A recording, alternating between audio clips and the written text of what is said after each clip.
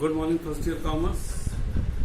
आज human capital formation का part 3 है और कुल टोटल लेक्चर का पार्ट 22। आज हम लोग ह्यूमन कैपिटल फॉर्मेशन को इंडियन इकोनॉमी के संदर्भ में बात करेंगे।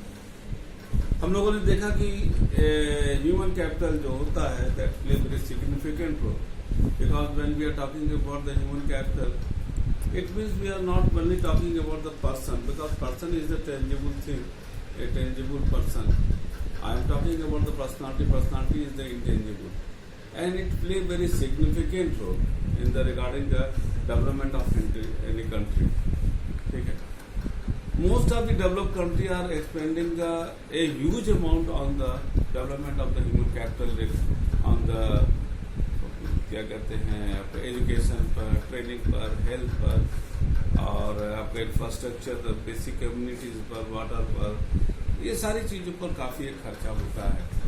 और ये इसलिए क्योंकि तभी एक जब हम उसको फॉर्म करेंगे तभी हमारा इकोनॉमिक डेवलपमेंट, और इकोनॉमिक डेवलपमेंट ही नहीं हमारा जो सोसाइटी में सोशल एस्पेक्ट और अदर एस्पेक्ट भी डेवलप होगा और विश्व में हम एक जो आजकल चल रहा ग्लोबलाइजेशन का, विश्व में हम एक अच्छा स्थान बना करके रह सकते हैं। यहाँ पर आज हम बात करेंगे कि इंडियन इकोनॉमी में क्या है, हमारा सरकार कितना खर्चा कर रही है, जब से देश आजाद हुआ और आज तक उसकी क्या पोजीशन रहा, कुछ डेटा के साथ हम इसको बात करेंगे। निश्चित रूप से वो जो अगर हम 1951 में जो हमारा पहला 50 से पहला 5 ईयर प्लान बना और आज 2020 में एक अच्छा खासा गैप हुआ है, but still we are lagging behind the developed country in expanding the amount on the human capital. ठीक है ना। तो सो लेट अस स्टार्ट कि कितना है सरकार शिक्षा पर कितना खर्चा करती है, ठीक है ना। तो टोटल एक्सपेंडिचर की अगर बात करें, टोटल एक्सपेंडिचर जो टोटल सरकार अगर खर्चा करती है उसका 1952 में टोटल एक्सपेंडिचर का 7.92% था आपके एजुकेशन पर, और 2014 में जो डेटा आया है उसके हिसाब से था 15.7%। देखो यहाँ पर एक चीज बात करना पड़ेगा कि उस समय जो हमारी इकोनॉमी थी, जो जीडीपी था, उसकी वैल्यू बहुत कम थी। तो यहाँ पर एक चीज है कि परसेंटेज करीब डबल हुआ, और साथ ही साथ अगर परसेंटेज के अलावा भी जो हमारा वो था क्या कहते हैं अमाउंट था वो भी डबल हुआ। लेकिन एक चीज तो है, आबादी की भी बात करनी। आबादी अगर 40 करोड़ रहेगा तो आज 135 3 गुना से ऊपर निकल गए। अगर वो 3 गुना से ऊपर निकल गए और इसकी अगर हम बात करें तो वो एक होता है, लेकिन तब भी हम लोग पढ़े हैं। और अगर जीडीपी की कंट्रीब्यूशन बात किया जाए इसमें जीडीपी, तो जीडीपी जो है आपका जब हमारा देश वो आजाद हुआ था उस समय जो है ये, उसके बाद पहले 5 ईयर प्लान में तो हमारा कुल जीडीपी का एजुकेशन सिस्टम में खर्चा था 0.64, अरे वेरी मार्जिनल, और आज है ये 4.13 ये जीडीपी का कुल खर्चा हमारा इस पर हो रहा है। तो सरकार का जो खर्चा है, ठीक है, वो ये एजुकेशन पर है। हाँ, इसमें ये जरूर बोलना चाहेंगे कि जो बुनियादी बेसिक एजुकेशन है उस पर सरकार ज्यादा खर्चा कर रहा है rather to expend the higher education. It doesn't mean कि government is ignoring the higher education, government is still emphasizing on the higher education, but the expenditure of the government is more माने अगर कहा जाए huge amount is spending the government on the basic education. और जो higher education है उसमें government के साथ साथ प्राइवेट सेक्टर भी बहुत से उसमें योगदान दे रहे हैं। मेडिकल कॉलेज भी प्राइवेट सेक्टर में खुल रहा है, इंजीनियरिंग कॉलेज बहुत से खुल रहे हैं, आपके यूनिवर्सिटीज, कॉलेजेस, ये सब हायर एजुकेशन में आपका वहां पर चला जा रहा है, ठीक है ना। तो ये इसका अर्थ नहीं है हम लोग कहेंगे कि सरकार जो है हायर एजुकेशन को इग्नोर कर रही है, यहाँ पर ध्यान दीजिएगा। तो अब जहां तक इसकी और बात है, देखो यहाँ की अब राज्यों वाली बात किया जाए 2014 और 15 में हमारे पास जो डेटा उपलब्ध है उसके हिसाब से हिमाचल प्रदेश में 34,651 रुपीज खर्चा है प्रति व्यक्ति एजुकेशन पर, और बिहार में 4,088 रुपीज। इसी तरह अलग अलग है। और ये यही बताता है कि गवर्नमेंट या जो भी कारण है कि वो वहां पर किस तरीके से उनका खर्चा का कहां जा रहा है। ठीक है। जो हमारी एक्सपर्ट कमेटियां बन रही है, उस एक्सपर्ट कमेटी ये कहते हैं कि एटलीस्ट 6%, कम से कम 6% जीडीपी का एजुकेशन पर खर्चा होना चाहिए। और जो 600 और एक यहां पर 2009 में कानून भी बनाया गया है कि 6 से 14 साल के बच्चों को मुफ्त हमारा एजुकेशन दिया जाएगा, फ्री दिया जाएगा, पैसा नहीं लिया जाएगा। 1999 में एक तापस मजूमदार कमेटी बना था एजुकेशन पर, उसने कहा भी था, उसी के आधार पर ये रिपोर्ट पर ये बना था, उसने कहा भी था कि देश के 6 से जो 6 से जो 14 इयर्स आए के बच्चे हैं, उसको जो है हमको उस समय 1,30 करोड़ रुपया खर्चा करना पड़ेगा। अगर हम लोग 6 से 14 साल 99 में ये तापस जो ये कमेटी थी, तापस मजूमदार कमेटी थी, उसने कहा कि यदि हम इंडिया के सभी 6 से 14 साल के बच्चों को मुफ्त शिक्षा देना चाहते हैं तो हमको अपने बजट में 1,30 करोड़ रुपया खर्चा करना पड़ेगा। 1,30,000 करोड़ रुपया, 1,30,000 करोड़ रुपया खर्चा करना पड़ेगा। और जो आज 4% है उसके अपेक्षा माने ये 6% उस समय था कि जो उसको खर्चा करना पड़ेगा। गवर्नमेंट ने जो है, भारत सरकार ने 2% एजुकेशन सेस लगाया। जो सेस का मतलब होता है उपकर, माने एक मेन कर होता है उपकर। उपकर जो है एक विशेष प्रावधान के तहत लगाता है कि वो लिया जाता है, जो भी टैक्स देता है उससे उपकर, जो जिसको हम लोग सेस बोलते हैं, वो लिया जाता है किसी पर्टिकुलर उद्देश्य के लिए। 2% से जो लिया जाता है उसको सरकार ने जो है उसका मूल उद्देश्य है प्राथमिक बेसिक जो हमारा प्राइमरी एजुकेशन पर है उसको हम खर्चा उस पर करें। ठीक है ना। अब ये तो है ही है कि हमारा देश आज बहुत तेज आगे बढ़ रहा है। अगर हम डेटा की बात करें तो डेटा आपके पास किताब है, उससे देखिएगा। जो पुरुष, अगर हम साक्षरता की बात करें 15 वर्ष से ऊपर के, जो हम यहाँ पर बात कर रहे हैं कि 1990 में 62 था और 2015 में 82। महिलाएं 38 थी, आज 66। ठीक है। प्राथमिक शिक्षा में अगर हम बात करते हैं, बेसिक में, ये बेस्ट शिक्षा था एडल्ट एजुकेशन पर। अगर हम प्राइमरी एजुकेशन में बात करें 1919 में 78 था, 2015 में 93। महिलाओं की प्राथमिक शिक्षा बात करें तो 1990 में 61 था, तो 2015 में 96 था।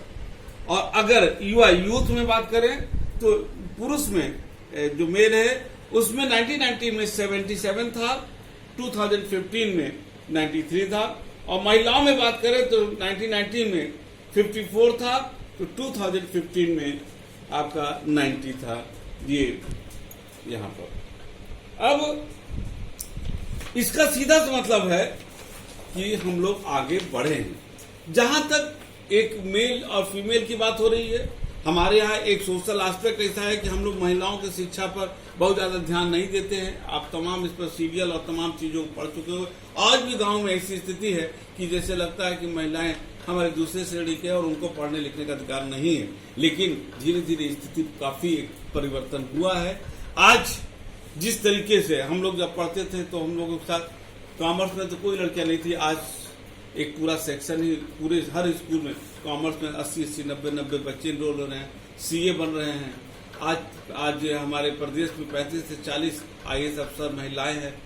डिस्ट्रिक्ट मजिस्ट्रेट के रूप में हैं। ये एक बहुत है। अब हमारे यहाँ फाइटर प्लेन भी हमारे यहाँ लेडीज चला रही हैं। डॉक्टर में भी, इवन आर्मी में भी, मेडिकल कोर में लेफ्टिनेंट जनरल तक लेडीज जा चुकी हैं, राष्ट्रपति हो चुकी है, प्रधानमंत्री हो चुकी हैं। ये सुप्रीम कोर्ट की जजेस हो रही है, मुख्य चुनाव आयुक्त रमा देवी रह चुकी हैं। इस तरह से हम लोग बहुत आगे बढ़े हैं और धीरे धीरे जो है उसमें उनके पर हो रहा है।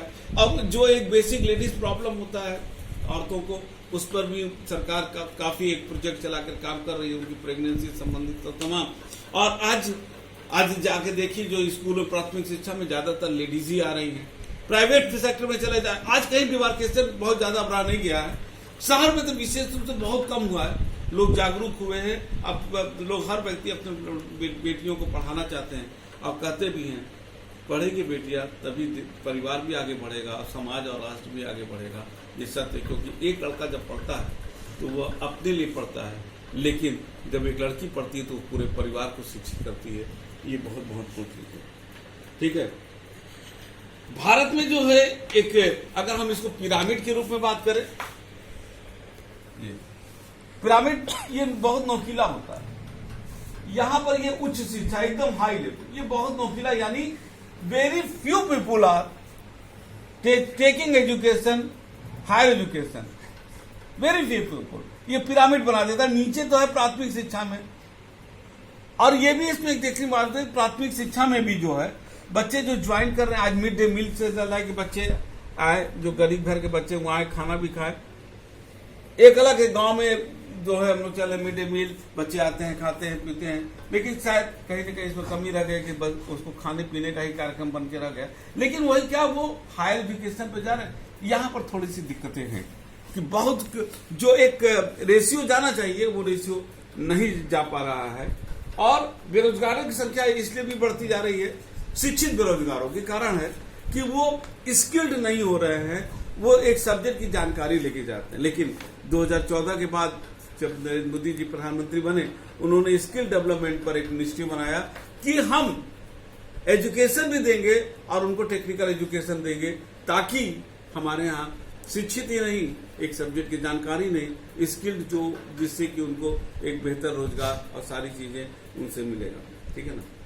आज पहले युवा प्रति जो है यहाँ पर गांव की अगर बात किया जाए, राष्ट्रीय सर्वेक्षण हुआ था 2011-12 में, तो ग्रामीण क्षेत्रों में एजुकेशन जो ग्रेजुएट और उससे ऊपर के जो बच्चे पढ़े हैं, उसमें उनका जो बेरोजगारी अनएम्प्लॉयमेंट रेट था 19% था, और शहर में 16% था। सबसे गंभीर स्थिति तो है, लगभग 30% हमारी युवा महिलाएं आज बेरोजगार हैं। ये जो डेटा हमारे सामने है उसका ये।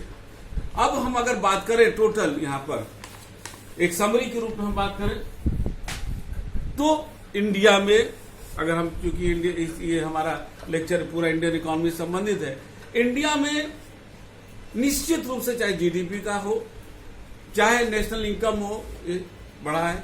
बजट में भी धीरे धीरे प्रावधान बढ़ा है। लेकिन अगर हम कंपैरेटिव स्टडी करते, आप नेट पर जाकर के कर सकते हो, अगर कंपैरेटिव स्टडी करें तो हम ये देखेंगे कि we are comparing with the developed country and India, तो still we are for lagging behind the जो हमारा जीडीपी और वहां पर वो खर्चा कर रहे हैं, उसके मुकाबले आज भी इंडिया में काफी कुछ कम है। हमको उसको बढ़ाना पड़ेगा, क्योंकि गवर्नमेंट की मजबूरी है। आज सोशल एस्पेक्ट पर बहुत कुछ खर्चा करना पड़ता है, जो जिसका गरीबी और तमाम ऐसे कार्यक्रम है कि जो इस पर पैसा आना चाहिए वो आ नहीं पा रहा है। तमाम कई रीजन है जिसके वजह से गवर्नमेंट नहीं कर पा रही। लेकिन ये मेरा स्टिल मानना है कि अगर हमको देश को आगे बढ़ाना है तो हमको शिक्षा को और इसको एक बहुत ही आगे स्थान रखना पड़ेगा। जीडीपी में इसका योगदान होना चाहिए, स्किल डेवलपमेंट पे ज्यादा फोकस करना चाहिए, और एक कोर्स का ऐसा समय बने कि वो कोर्स आम जिंदगी में उसको जीने के लिए लायक बनाए, ऐसा कि वो जिंदगी में कुछ काम करना चाहता तो उसका वो एजुकेशन बहुत हो। ऐसा नहीं कि वो डिग्री, ऐसी डिग्री को ले ले जो डिग्री जिंदगी में उसको काम नहीं होता है। यहाँ पर फिर से बोलेंगे कि हम बोल तो रहे हैं, लेकिन इसका मतलब नहीं है कि पढ़ाई लिखाई सिर्फ रोजगार पाने का है। हम लोगों ने रोजगार को सिर्फ नौकरी समझ लिया है। पढ़ाई लिखाई का मतलब होता है स्वतः रोजगार भी आप कीजिए, वहां पर पढ़ाई लिखाई का काफी मतलब होता है। आज का समय एजुकेटेड बिजनेसमैन का है, चाहे वो एग्रीकल्चर में भी हो, चाहे कहीं हो, एक शिक्षित व्यक्ति जब जाता है तो वो सिर्फ नॉलेज ही नहीं लेता, वो नई टेक्नोलॉजियों को लाता है, एक नई सोच लाता है, और नई सोच के साथ जब वो काम करता है तो उसके परिवार का विकास होता है, समाज का विकास होता है और राष्ट्र का विकास होता है, नेशनल इनकम भी बढ़ता है, जीडीपी में भी एक अच्छा खासा योगदान बढ़ता है।